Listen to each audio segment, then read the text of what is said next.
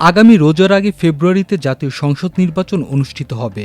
প্রধান উপদেষ্টা ডক্টর ইউনূসের সঙ্গে বিএনপির ভারপ্রাপ্ত চেয়ারম্যান তারেক রহমানের বৈঠকে এই সিদ্ধান্ত এসেছে।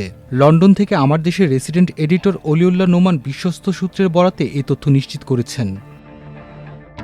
লন্ডনের ডরচেস্টার হোটেলে শুক্রবার স্থানীয় সময় সকাল 9:30টায় প্রধান উপদেষ্টার সঙ্গে বিএনপির ভারপ্রাপ্ত চেয়ারম্যান তারেক রহমানের বৈঠক হয়। গত বছরের 5 আগস্ট গণঅভ্যুত্থানে বাংলাদেশের রাজনৈতিক পট পরিবর্তনের পর এটি অন্তর্বর্তী সরকারের প্রধান ও দেশের বৃহত্তম রাজনৈতিক দল বিএনপির দ্বিতীয় শীর্ষ নেতার প্রথম বৈঠক। গুরুত্বপূর্ণ সংস্কার, নির্বাচনের সময়সীমা সহ বহু অমীমাংসিত বিষয় সামনে রেখে এই বৈঠককে খুবই গুরুত্বপূর্ণ মনে করা হচ্ছিল।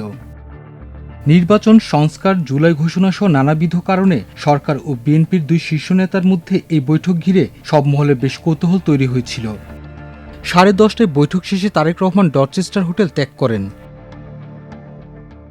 এর আগে জাতীয় সংসদ নির্বাচন আগামী বছরের এপ্রিল মাসের প্রথমার্ধের যে কোনো দিন অনুষ্ঠিত হবে বলে জানান প্রধান উপদেষ্টা ডক্টর ইউনূস। সম্প্রতি জাতির উদ্দেশ্যে দেওয়া ভাষণে তিনি একথা জানান। প্রধান উপদেষ্টা বলেছিলেন, বিচার, সংস্কার, নির্বাচন সংক্রান্ত চলমান সংস্কার কার্যক্রম পর্যালোচনা করে আমি দেশবাসীর কাছে ঘোষণা করছি যে আগামী জাতীয় নির্বাচন 2026 সালের এপ্রিলের প্রথমার্ধের যে কোনো দিনে অনুষ্ঠিত হবে। এই ঘোষণার ভিত্তিতে নির্বাচন কমিশন উপযুক্ত সময়ে আপনাদের কাছে নির্বাচনের বিস্তারিত রোডম্যাপ প্রদান করবে। তবে চলতি বছরের ডিসেম্বরের মধ্যেই নির্বাচন অনুষ্ঠানের প্রস্তাব পুনর্ব্যক্ত করে বিএনপি। দলটি জানায়, এপ্রিলের প্রথমার্ধে নির্বাচন হলে আবহাওয়া সংকট ও রমজানের প্রচারণা এমন পরিস্থিতি সৃষ্টি করতে পারে যা নির্বাচনকে পিছিয়ে দেওয়ার কারণ হিসেবে বিবেচিত হতে পারে। মাল্টিমিডিয়া ডেস্ক, আমার দেশ।